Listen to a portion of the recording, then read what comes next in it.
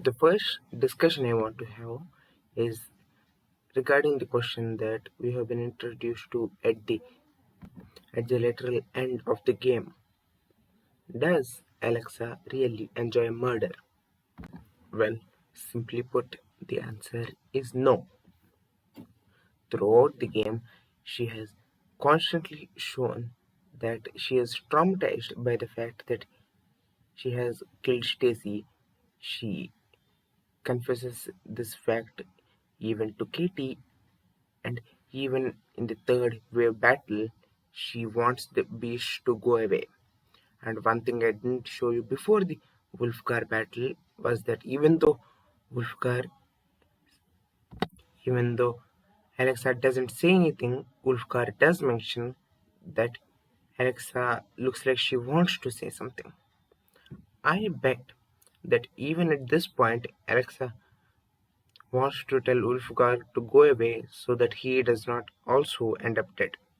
She is also reluctant to even talk to Katie after the Charlotte battle because she is again traumatized by the fact that she is still killing beasts. So, yeah, simply put, the answer is no. Alexa does not like murder, and the line that the clone says is probably just to weaken Alexa's willpower even more. Now, you might be saying that, wait, doesn't a lot of dialogue indicate that Alexa does enjoy murder, such as her saying that each time she kills something, she gets stronger, and so on? Well, what if I tell you that it isn't really Alexa the one doing the speaking over here? You see, during a lot of points in this route, it seems that two entities, two separate entities, are doing the speaking here.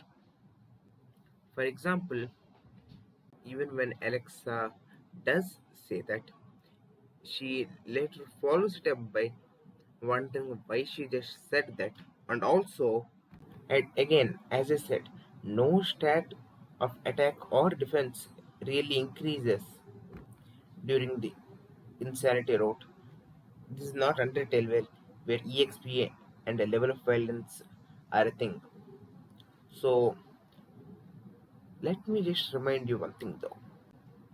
The insanity stat, which does go up while killing a beast, does increase a significant portion throughout this route. And well, what do you know? A lot of the more insensitive and more murder happy dialogue only appears when the stat has gone up significantly. And even in the scene where Alexa pushes Stacy off a cliff, we can see that she has entered the trap phase as indicated by the signature darkening of the face and pinkening of her eyes. So my theory is that if a Deoxynn victim's insanity stat increases, it gives more and more opportunity for their insane half to break free, so as to speak, and influence their behavior even when the limit is not at max. And let me show you another example of this.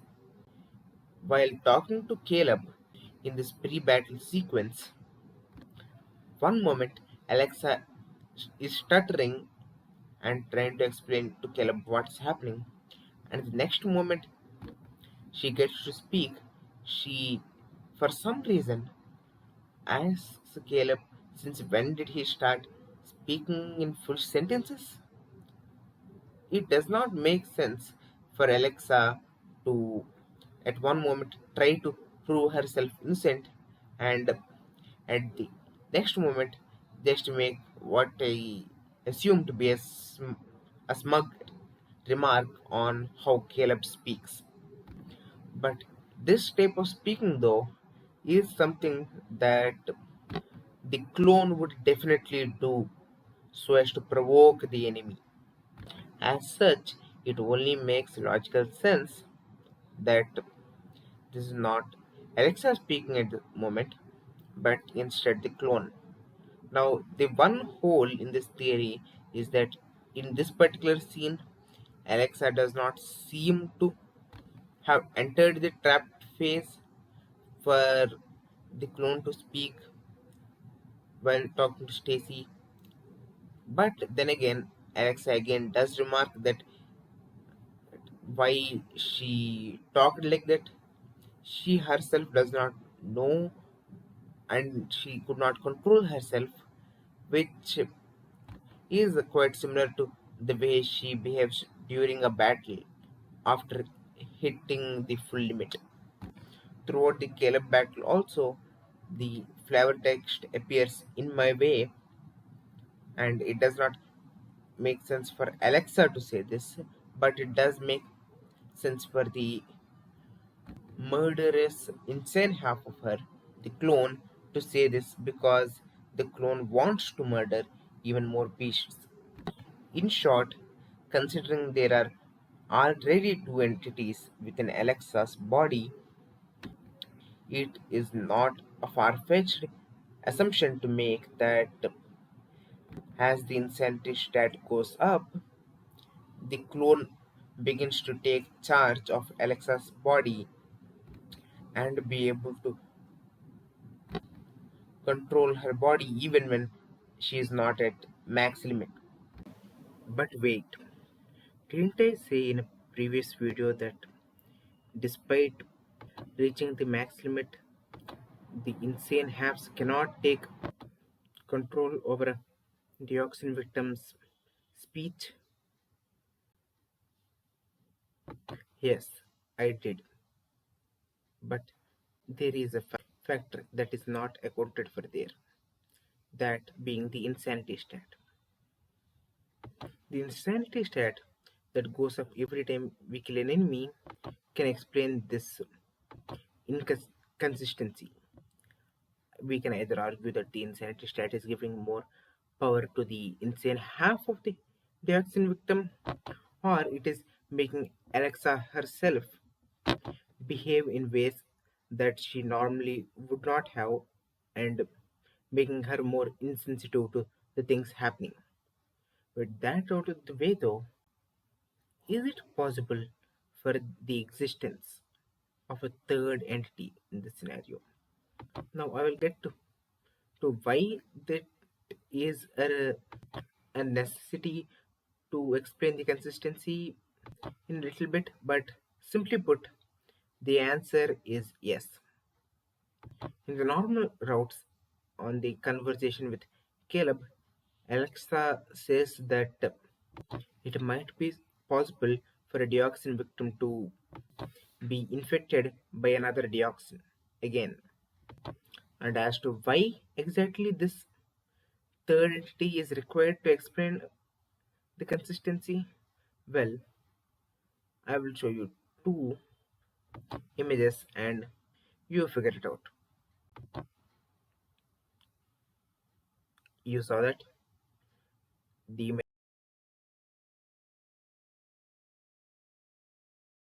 image one, which is the check information for Sir Drilltail, states that unlike the other rodentier, it can actually speak in English.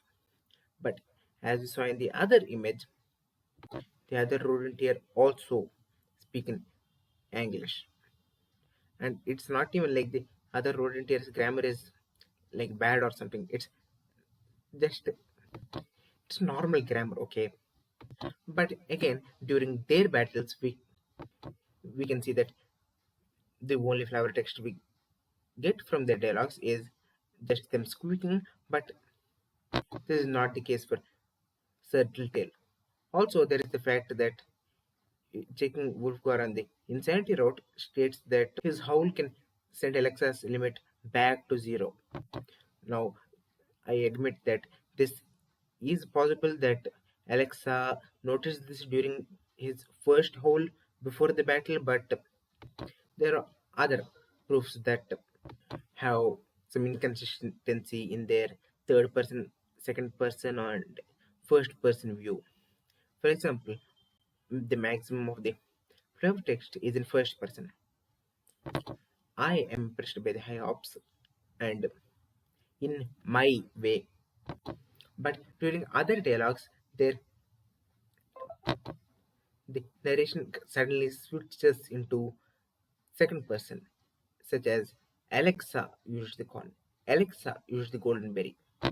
And the weirdest part about this potential third entity is that this entity seems to be present in all routes of the game, not just in the insanity route, which is something again that we see with Alexa's insane half. So, is the insane half the entity? I would say not, because why on earth would Alexa Simpson have tried to help her against the rodentiers? Like, what does that benefit to the insane have? Like, okay, it might be more guilt tripping for Alexa if she thinks she is hurting more sentient beings rather than just some mindless rats that are saying, couldn't it be more efficient to translate them screaming during the battle sequences? Like, something tells me that would be more guilt tripping for Alexa rather than being intimidated by the frontier. Anyway, this was just a small crack theory like thing that I wanted to share. And no, before you ask, no, the third entity is not the player. Again, what you think you can translate a rat's speech and type it up in such a short period of time? I doubt it, but in case you do, can you tell me how to do that in the comment section, please? On top of all of this, the if this third entity does turn out to be another side of Alexa caused due to a Deoxynn, then this entity seems to be helping her in all routes. So it might imply if this imaginary entity that I dreamt up exists, that there are actually good Deoxynn in Europa, which would be a more refreshing take on the species, as it really isn't fair to judge a entity by their species alone. Like, I'm like, we have seen beasts that are more friendly and more aggressive. We have seen humans more friendly and more aggressive, but till now we only saw dioxin that have harmed others. I say we saw, but we just saw the consequences of their actions really, unless we did see one of them. That's a weird video for another day. Anyway, with this rant out of the way,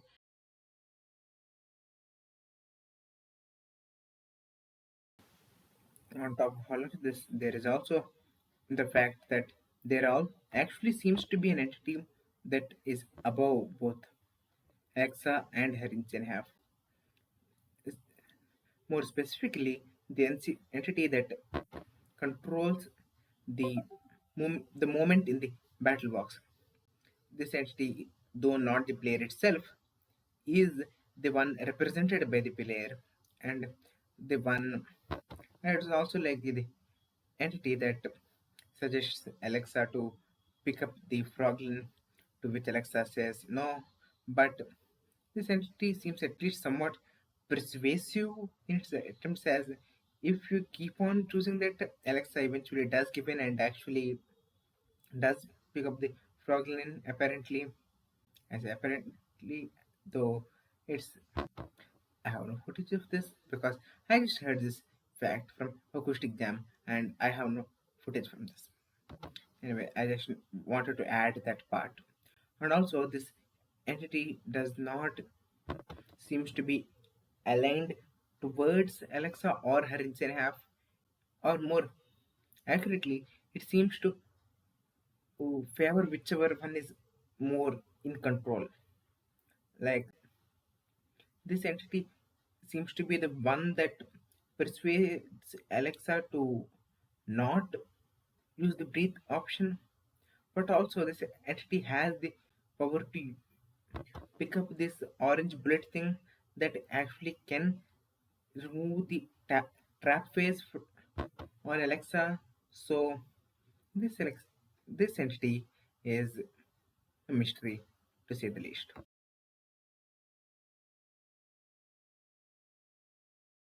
That brings us to the end of my second video and the first theory video in this analyzing series. So hope to see you soon. Like, comment, and subscribe, and bye.